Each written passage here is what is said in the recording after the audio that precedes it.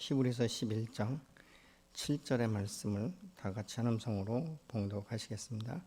믿음으로 노아는 아직 보이지 않는 일에 경고하심을 받아 경외함으로 방주를 준비하여 그 집을 구원하였으니 이로 말미암아 세상을 정죄하고 믿음을 따르는 의의 상속자가 되었느니라.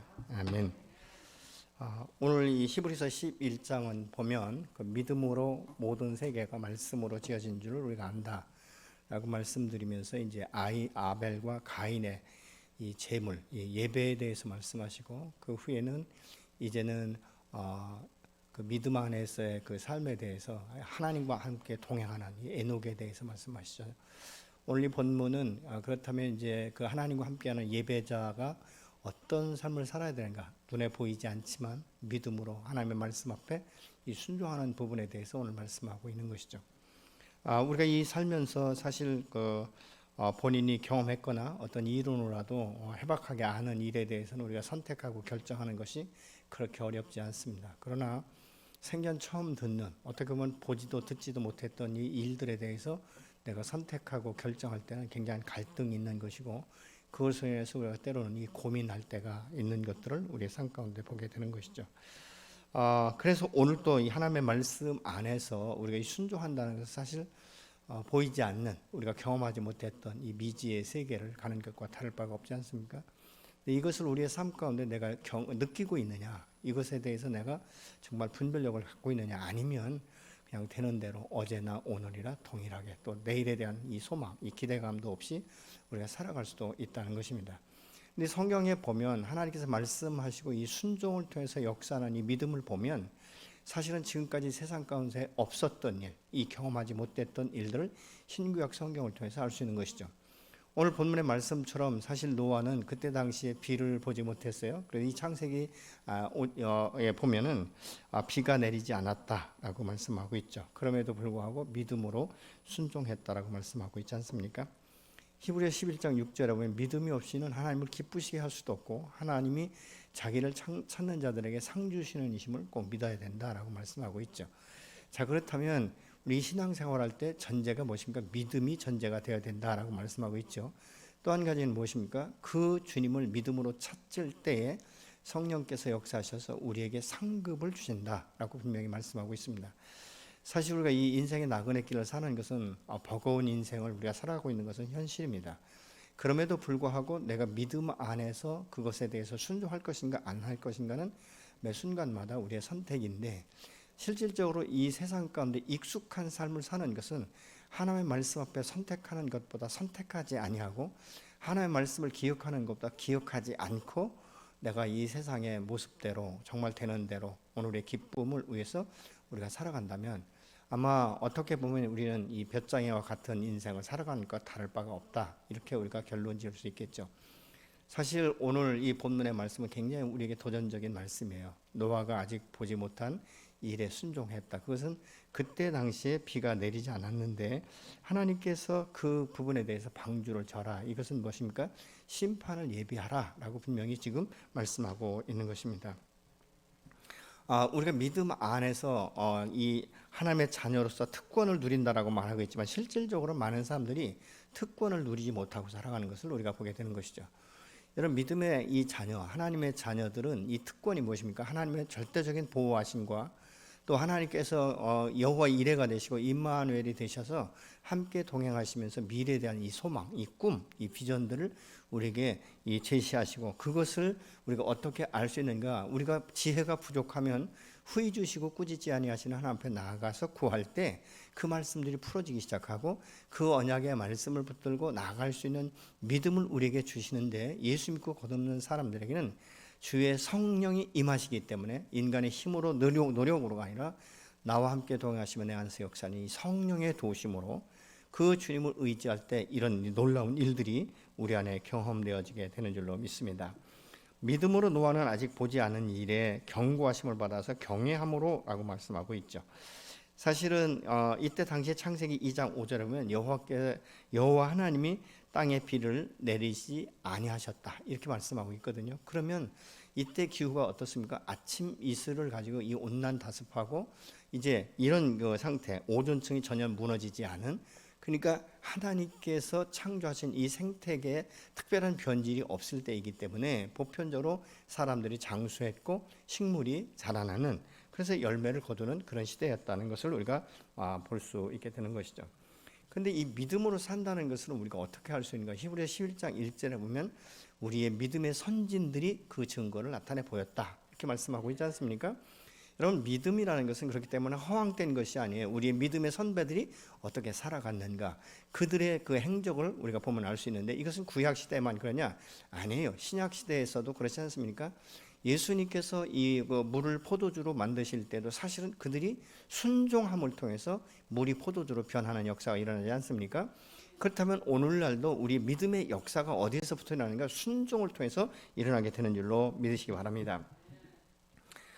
사실 이 믿음은 바란 것들의 실상이요 보이지 않는 것들의 증거다라고 말하고 있는데, 이것은 어느 날 갑자기 하늘에서 뚝 떨어지는 것이 아니라 우리의 이 삶 자체가 예배자의 삶을 살아갈 때, 하나님과 함께 에녹처럼 동행할 때. 그래서 지난주에도 제가 함께 나눴지만 사실은 이 에녹이 하나님과 동행한 것은 그냥 무슨 이 세상과 분리된 상태에서 하나님만 바라보고 나가는 것이 아니라 자식을 낳으면서라고 분명히 성경은 말씀하고 있지 않습니까? 일상생활을 하면서 그의 삶 자체가 하나님과 함께 동행하는 삶을 살았다는 것입니다.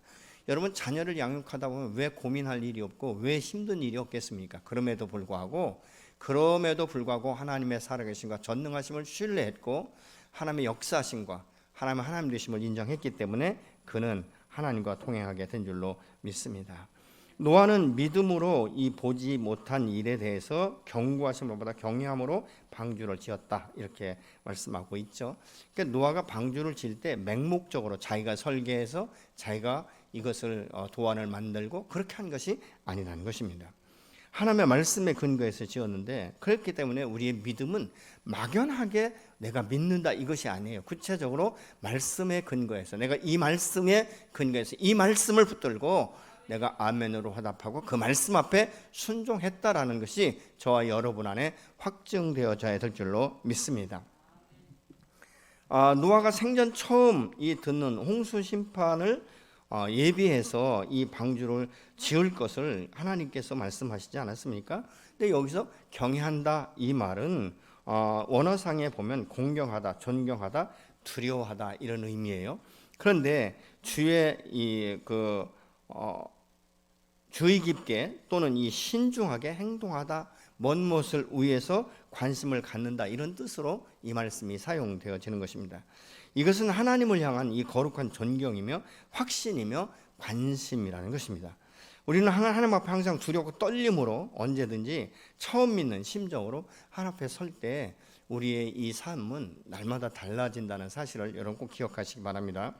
노아는 하나님의 명령을 들었을 때 자기의 이성이나 경험, 상식, 이 환경에 의존하지 않습니다. 그래서 창세기 6장 22절의 말씀에 보면 말씀 앞에 다 준행하기로 결정하였더라, 이렇게 말씀하고 있어요. 노아가 처음 듣는 말씀이지만 그 말씀 앞에 순종하기로 스스로 결정한 거예요.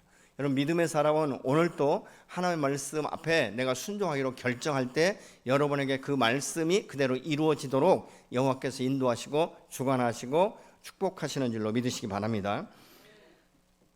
오늘날 근데 많은 사람들이 하나님의 말씀을 순종할 때도 보면 굉장히 순별적으로 순종하려고 하는 경우가 많습니다. 하나님, 저는 평신도지 사역자가 아닙니다.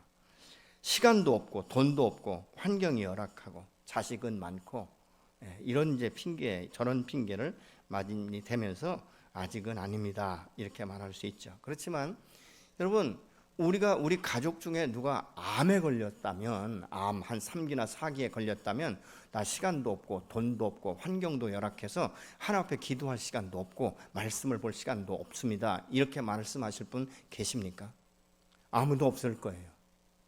그렇지만 그것이 오늘날 현실적으로 내 삶이 아니라고 생각하기 때문에 오늘 또 우리는 안일하게 살아가는 것 아니겠습니까?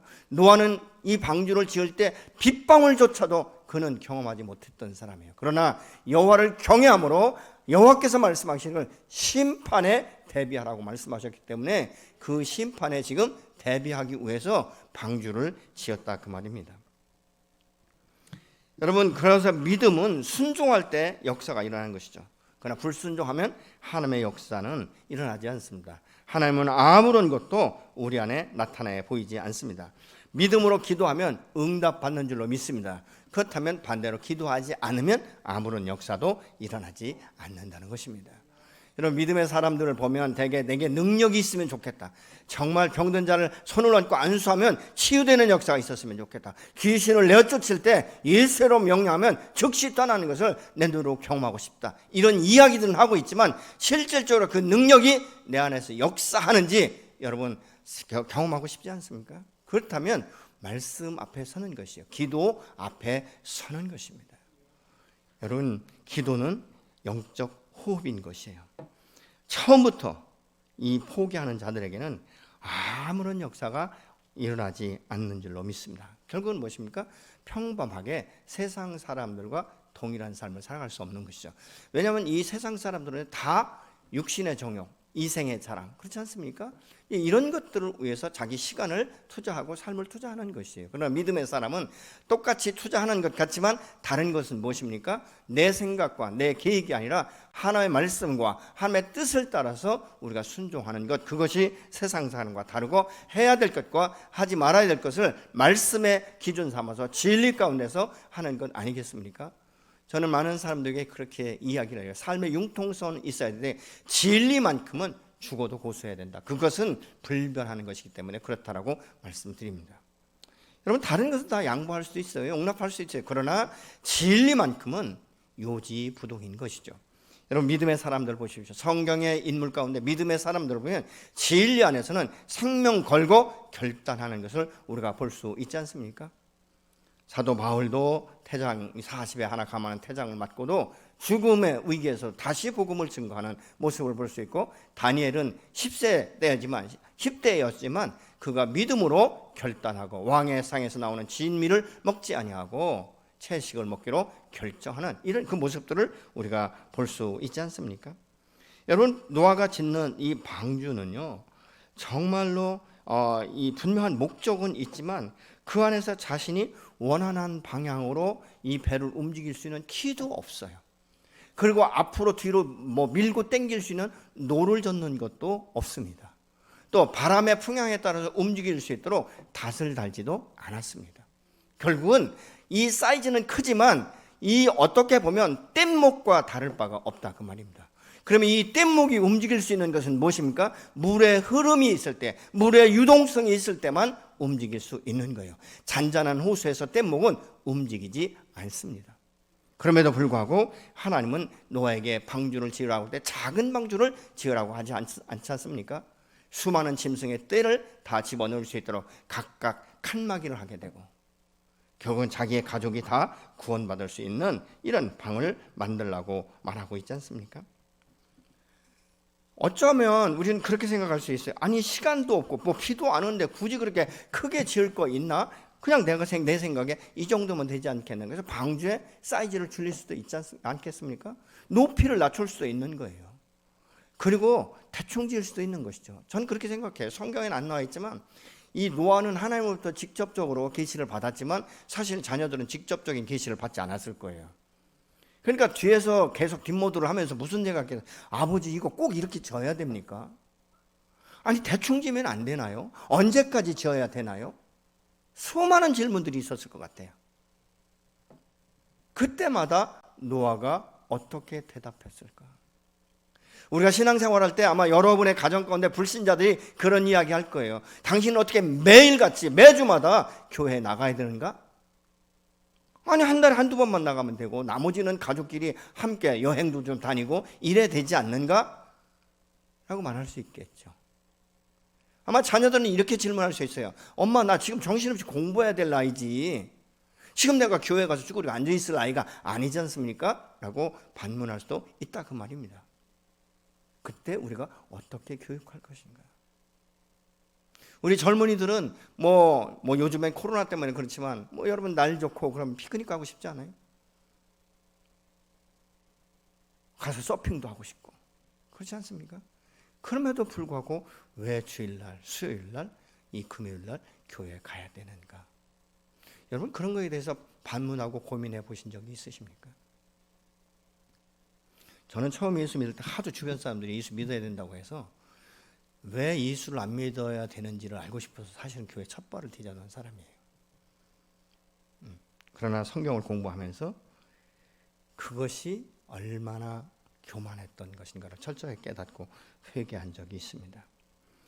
여러분 비 한 방울 없는데 굳이 방주를 그렇게 크게 질 필요가 있는가? 근데 여러분 방주의 사이즈를 오늘날 과학적으로 측량해 보면요, 이 어모진 풍파에도 배가 뒤집히지 않을 수 있는 아주 적당한 사이즈라고 말을 합니다. 파도를 쳐도 이 방주를 침몰시킬 수 없을 만큼. 그러니까 하나님께서 이 노아에게 보이셨던 이 설계 도면은 정말 지혜로운 거예요. 그때 당시에 지금처럼 무슨 컴퓨터가 있고 뭐 AI가 있고 이런 것이 아니지 않습니까? 그럼에도 불구하고 그 방주를 지은 것을 우리가 볼 수 있죠. 왜요? 심판한다는 말씀을 노아는 경외함으로 받아들인 거예요. 창세기 6장 5절로 6절의 말씀을 보시겠습니다.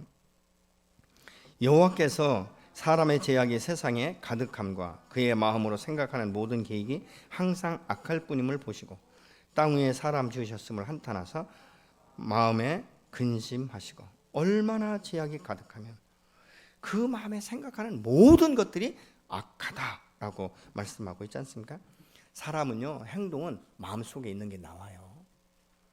처음에는 의식적으로 막 인위적으로 이것을 억압할 수는 있지만요, 어느 순간이 되면 그 안에 있는 것들이 다 밖으로 드러나고 그렇게 행동하는 것을 볼 수 있고, 특별히 이렇게 우리가 믿음의 공동체 안에서는 보이지 않던 것이 가족 공동체 안에서 보일 수 있고 사회 공동체 안에서도 보일 수 있는 거예요. 그래서 어떤 분은 그렇게 이해가 된다잖아요. 내가 신앙생활은 교회에서 하는 것이고 나는 밖에서 사회생활을 하는 사람이다 라고 어떤 장로님이 말씀하셨대요. 제가 그 말을 듣고 깜짝 놀랐어요. 아, 이분은 예배당 안에서만 크리스찬이지 예배당 밖에서는 종교인이구나. 여러분, 여러분의 삶은 어떠십니까? 하나님이 보시기에 얼마나 악했으면 아주 기쁨으로 모든 천지 만물을 창조하시고 우리가 우리의 형상을 따라 사람을 짓자 하시고 당신의 형상으로 당신의 사랑으로 빚은 인간 지으신 것을 한탄했다라고 말씀하고 있지 않습니까? 얼마나 아프면. 여러분, 우리가 육신의 자녀가 그렇게 속을 새길 때 부모들이 속으로 한숨을 쉬면서 이야기하지 않습니까? 어떻게 내 뱃속에서 저런 자식이 나올 수 있는가? 어떻게 내 자식이 저럴 수 있는가? 한탄하고 때로는 후회하는 모습도 상담을 하다 보면 있습니다. 그 넓으신 하나님께서 얼마나 사람들이 패역하고 속이 다 썩어 문드러졌으면 인간을 지은 것을 한탄하셨을까? 창세기 6장 11절 12절은 온 땅이 하나님 앞에 부패하여 포악함이 땅에 가득하고 이 땅에서 모든 혈육 있는 자의 행위가 부패했다 이렇게 말씀하고 있어요. 근데 이것을 세번역 성경에서는 이렇게 말합니다. 세상이 썩었고 무법천지가 되었다. 세번역 성경은 그렇게 말씀하고 있어요. 무법천지가 되었다는 것이죠. 어저께인가요? 그 뉴스에 보니까 그 새 모녀를 살해한 그 청년 있지 않습니까? 그 사람이 그렇게 이야기하는 거예요. 그 큰딸은 자기가 죽이려고 계획했지만 나머지는 계획은 없었다. 선처해달라. 이렇게 이야기하는 것을 들었습니다. 근데 그 유족들이 저건 말도 안 되는 것이다 이러면서 이제 그 이야기하는 것을 볼 때 여러분, 이 유족의 가슴이 얼마나 아프겠습니까? 얼마나 미워지냐. 하루아침에 그냥 다 이 세 모녀가 죽음으로 치닫게 되는 이런 그 모습을 볼 수 있지 않습니까? 이것이 오늘날 세상이라는 것이죠. 우리가 정의를 구현한다라고 말하겠지만 정의가 아닌 일에 얼마나 많은 사람들이 지금 그것을 정의가 아닌 것을 정의로 말하는 경우가 허다하게 많은 것을 우리가 볼 수 있지 않습니까? 마태복음 24장 38절로 39절은 이렇게 말씀합니다. 홍수전에 노아가 방주에 들어가던 날까지 사람들이 먹고 마시고 장가들고 시집가고 있으면서 홍수가 나서 그들을 다 멸하기까지 깨닫지 못하였으니 인자의 임함도 이와 같으리라. 하나님이 노아에게 방주를 지으시라고 해서 방주를 지은 것이 하루 이틀이 아니지 않습니까? 한 달, 두 달, 1, 2년이 아니지 않습니까? 120년을 선전포고한 거예요. 저는 그렇게 생각해요. 노아가 방주를 질 때 지나가던 사람마다 다 물어봤을 거예요. 왜요? 보지도 못했던 일들을 지금 하고 있기 때문에. 비도 오지 않는데 방주를 짓는다고 말하니까 돌아가면서 뭐라고 말했을까요? 미쳤다, 돌았다, 아니 비는 무슨 비, 아마 이렇게 반문했을 수도 있습니다. 그러면서 어떤 사람들은 혀를 찰 수도 있죠. 부모 잘못 두니까 자식이 참 쓴고생한다. 그렇지 않습니까? 제가 들은 이야기 중에 한 번은 그 부잣집에 불이 났는데요, 거지가 자기 아들 데리고 가면서 그러더래요. 너는 불탈 집이 없으니까 나한테 고마운 줄 알라고. 여러분, 우리가 어떻게 보면 이 세상 사람들은 심판의 날이 가까워오는 것을 아무도 상상하지 못하는 거예요. 더 불행한 것이 무엇이냐 하십니까? 예수 믿는다라고 말하면서 심판, 예수 그리스도의 재림이 있다는 것을 인식하지 못하고 살아가는 사람들이 더 불쌍한 거예요. 주면 반드시 재림하실 줄로 믿습니다. 그때가 올 거예요. 근데 그때는 아무도 모른다라고 말씀하고 있지 않습니까? 예수님도 모르시고 오직 아버지 하나님만 아신다라고 말씀하고 있는 것이죠. 여러분, 그거 믿으십니까? 이 땅에 재림이 주가 오실 때 이 땅에 다시 한번 심판이 임할 것에 대해서 여러분 믿으십니까? 그렇다면 우리가 깨어 있어야 되지 않겠습니까? 내가 지금 깨어서 신앙생활을 어떻게 하고 있는지. 저는 요즘에 기도하면서 그런 생각들이 너무 많이 드는 거예요. 내가 정말 제대로 한 것이 별로 없구나. 말씀을 연구하는 거나 기도하는 건 너무 부족하구나. 그거 하루에 몇 시간 기도하는 거, 이거 정말 내 삶 전체 24시간 가운데 내가 얼만큼 많은 부분을 기도로 하나님 앞에 드리고 있는가, 그리고 그 많은 시간 가운데 내가 얼마나 많은 시간을 예배자로 서 있는가. 예배자로 서 있다는 것은 깨어 있는가 그 말입니다. 하나님의 면전 앞에 내가 서 있다는 것을 얼만큼 인식하고 사느냐 그것입니다. 바쁘다 보면 아무 생각 없이 시간이 얼마나 빠르게 지나가는지.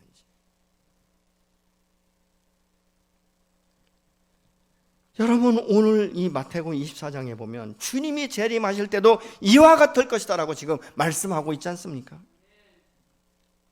여러분은 심판을 대비해서 들어갈 방주가 준비되어 있으십니까? 심판의 시작은요, 어떻게 나타난지 아십니까? 첫 번째로 하나님의 함께 하시지 않는다는 거예요. 어느 책에 보니까 말이죠, 어떤 독설가가 하나님이 계시지 않다는 것을 너무 유창하게 설명을 하는 거예요. 그러면서 이렇게 말을 했다고 합니다. 내가 5분 동안 하나님이 안 계신 것을 증명하겠다. 그러면서 하나님에 대해서 얼마나 무시하고 얼마나 욕을 하는지 5분이도 이 사람이 죽지 않는 거예요. 그러니까 뭐라고 말하냐면, 봐라, 신은 살아계시지 않는다, 하나님은 이 상 가운데 없다라고 말할 때 어떤 노신학자가 갑자기 그 군중 가운데 일어나서 이렇게 대답했다고 합니다. 하나님이 안 계신 것이 아니라 하나님이 너를 버리셨다. 하나님께서 내게 말씀하지 않고 내게 징계하지 않는 것은 너는 하나님으로부터 버림받았기 때문이다. 얼마나 무서운 말입니까? 여러분, 신구약 그 중간사에 보면 400년 동안 침묵기가 있습니다. 하나님이 아무 말씀도 안 했다는 거예요. 심판도 아니하시고 선지자도 세우지 아니하시고 당신이 직접 징계도 아니하시고 아무런 말씀도 없는 그때에 얼마나 답답한지 아십니까? 사람과의 관계 가운데 정말 말을 하지 않을 때 이 무언, 여러분, 이게 얼마나 사람을 고통스럽게 만드는지 아십니까? 한 집에 살면서 대화가 끊어져 버렸어요. 그 가정이 행복하다라고 말할까요? 절대로 싸움이나 폭발은 하지 않습니다. 그러나 그냥 형체 없는 것처럼 그렇게 살아가면 과연 행복할까요? 내가 하나님과 대면해서 대화할 때 관계가 통하지 않고 하나님의 음성을 듣지 못하면 여러분은 깨어 있어야 되는 거예요. 더 많은 시간 기도하고 더 많은 시간 하나님 말씀 앞에 나아가서 내가 회개해야 될 것이 있는지 우리는 분별하는 지혜를 달라고 하나님께 기도할 필요가 있는 것입니다. 창세기 6장 3절 후반부에 보니까 사람의 심령이 너무 부패해요. 성령의 역사와 무관하게 자기 소견에 옳은 대로 살았다라고 말합니다. 내 마음대로 살아도 제재받지 않는 거예요. 그것이 무엇입니까? 자유처럼 느껴지고 있지만 심판 때에는 용납되지 않는 심판이 그에게 임한다는 것입니다. 두 번째는 그들이 육신이 됨이라 라고 말씀하고 있습니다. 영을 상실한 상태의 육체는 영의 다스림을 받지 않습니다. 그 영의 다스림을 받지 않는 육체는 유다서 1장 10절 후반부에 보면 이성 없는 짐승같이 본능을 따라 살아간다라고 말하고 있습니다.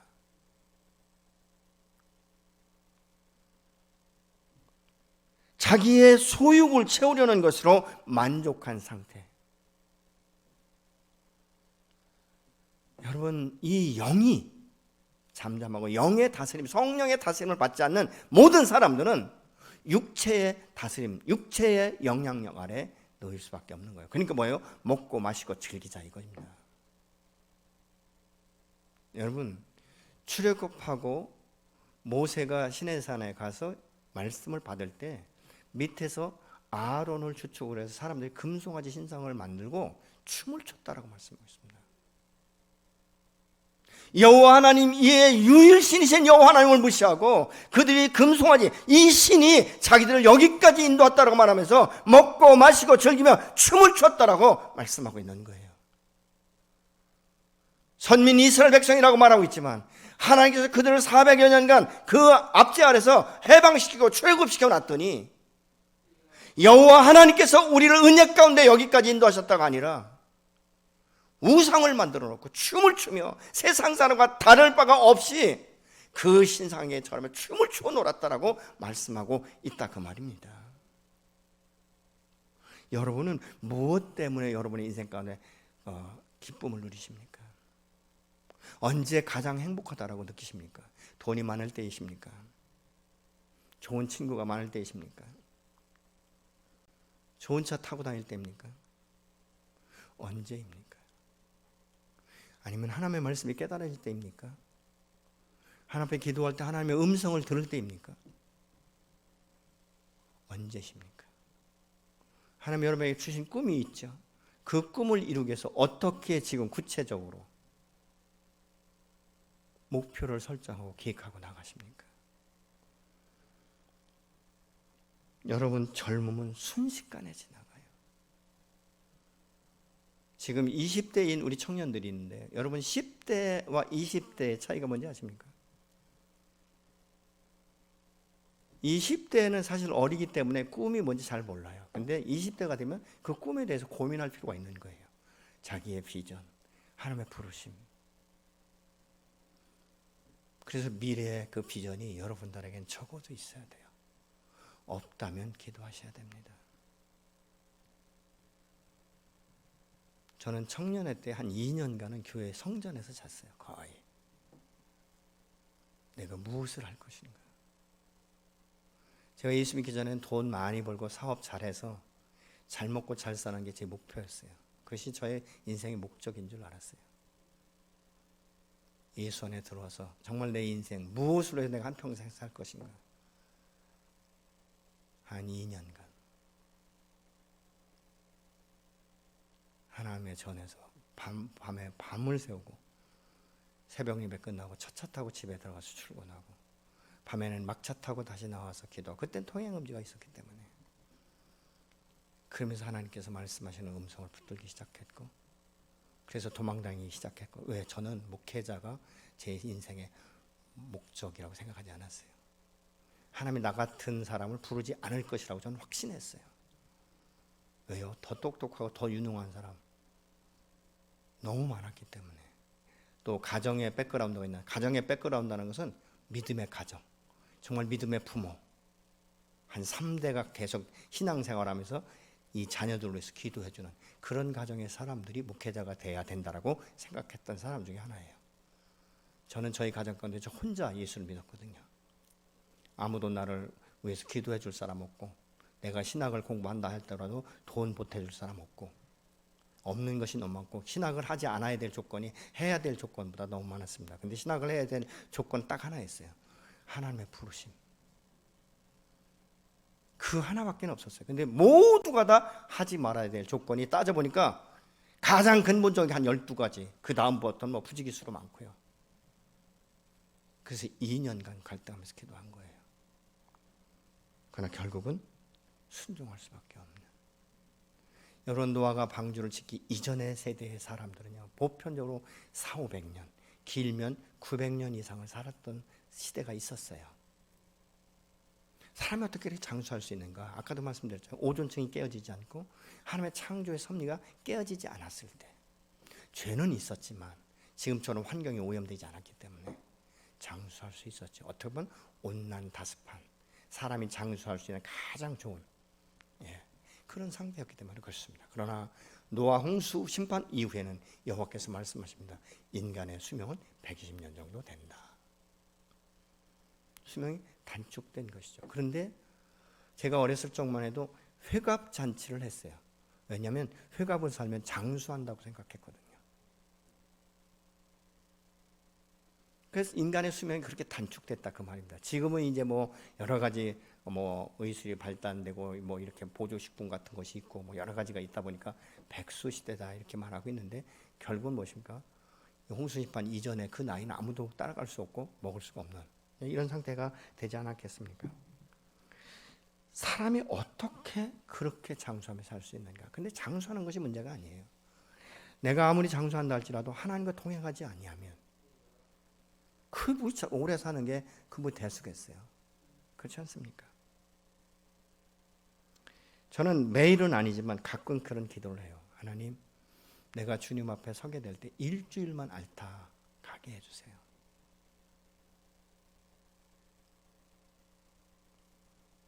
뭐 치매가 걸린다든가 뭐 하여튼 요양병원에 장기 입원하고 뭐 이렇게 호수로 뭐 이렇게 음식을 공급하고, 그게 얼마나 고통스러울까 이런 생각을 해보면 그냥 건강하게 살다가 한 일주일만. 왜냐하면 제가 이 부모님들을 세이 굿바이를 못했어요. 쉽게 말하면 임종을 보지 못했어요. 갑자기 돌아가셨기 때문에. 그런 생각을 하면서 가끔 기도하는 거예요. 하나님, 정말 제가 주님 앞에 설 때 한 일주일만 앓다가 우리 애들 다 보고 그 인사하고 갈 수 있도록. 뭐 그렇게 지금 기도하겠는데 모르겠습니다만은 어떻든 그렇습니다. 우리 인생은 오래 사는 것도 중요하지만 더 중요한 것은 에녹처럼 하나님과 동행하는 삶, 이것이 더 중요한 줄로 믿습니다. 여러분, 사실 하나님과 동행하다가 죽음을 보지 않고 영원한 생명의 그 안식처로 들어간다면 이것보다 더 큰 축복이 어디 있겠습니까? 근데 요한복음 11장 분명히 말씀하고 있지 않습니까? 내가 살아서 믿으면 영원히 죽지 않고, 내가 또 죽는다 할지라도 하나님께서 영원히 너와 함께 할 것이다 라고 부활이가 생명이신 주님께서 말씀하고 있지 않습니까? 이 하나님과 동행하는 사람들의 특징이 뭔지 아십니까? 자신이 아닌 하나님만을 의지한다는 거예요. 하나님만을 바라본다는 것입니다. 그리고 하나님의 뜻에 따라 살아가는 것이 다른 것이죠.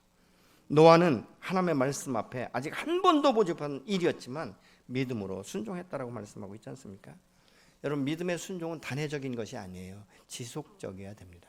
매일 매 순간마다 반복적으로. 그럼에도 불구하고 나는 하나님을 선택할 것이다. 그럼에도 불구하고 나는 여호와만을 섬기겠다. 이런 결단이 우리 안에 있어질 때 그 마음 중심을 보시는 하나님께서 그를 높이시고 그를 세우기 시작하는 거예요. 여러분의 인생 가운데 부족함이 없도록 하나님께서 채워주실 줄로 믿습니다. 여러분, 120년이라는 이 세월을 매일같이 방주를 졌다는 거예요. 저와 여러분이 지금 그 일을 하고 있어요. 무슨 얘기인지 아십니까? 나는 그 주님의 심판대 앞에 설 때까지 나는 지금 여호와를 경외하며 오늘 또 주를 바라보고 살고 내일 또 주를 바라보고 살고 하나님의 말씀 앞에 교정받을 것은 교정받고 버릴 것은 버리고 취할 것은 취하게, 그래서 시간이 갈수록 내가 정금같이 계속적으로 다듬어져 가는, 연단되어져 가는, 때로는 하나님 아시죠라는 말 한마디만 하나님 앞에 기도로 드려도 하나님께서 내가 너를 잘 안다, 사랑하는 딸아, 사랑하는 아들아, 그거 너무 얽매이지 마라, 내가 그 문제 해결해 주겠다라고 말씀하시는 이 음성을 들을 수만 있다면 우리는 오늘 또 할렐루야로 하나님을 찬양할 수 있게 될 줄로 믿습니다.